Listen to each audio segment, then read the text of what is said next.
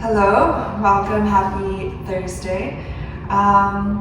So we've officially done week 1. We're moving on to week 2 now with this Move More series. Just want to start off by saying thank you first of all for being here. I'm so happy that you signed up for this series and you're looking to explore your practice and explore yourself a little bit more when it comes to your movement practice.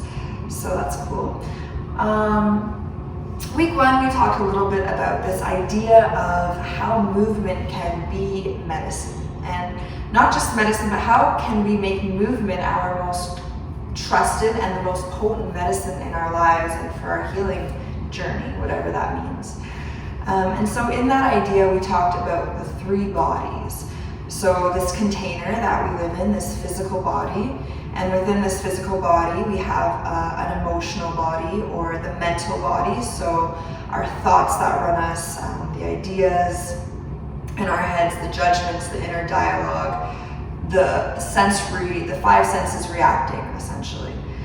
And then we have the spiritual body, the breath.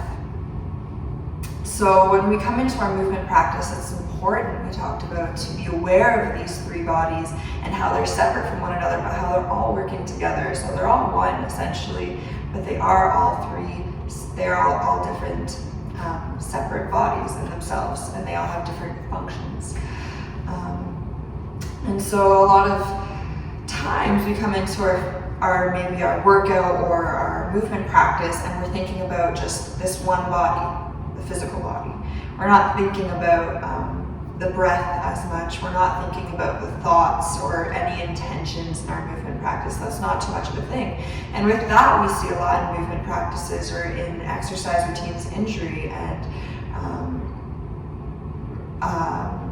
people not reaching their goals or not having success with their fitness regimens, whatever that may be, because there's not awareness involved and in place. So it's really important that we're aware of these 3 bodies, we're aware of the breath, we're aware of our thoughts during our practice, and we're aware of our alignment and our movements, of course, as well. And sometimes we're just focusing on the physical body. Sometimes that happens. Sometimes we're just letting breath move the body. Sometimes we're just doing breathing exercises. And sometimes we're just letting intuition move us and move our breath and let us go, and that looks more like dancing or whatever. So going into today, or this email, I guess, I'm going to give you a little bit of a to-do at home. You can do this every day. I encourage it, or whenever you have time. But the first step to our movement practice is starting. The first step to anything is starting. So when we sit on this mat, what's next? Where do we go from here? And what steps come first?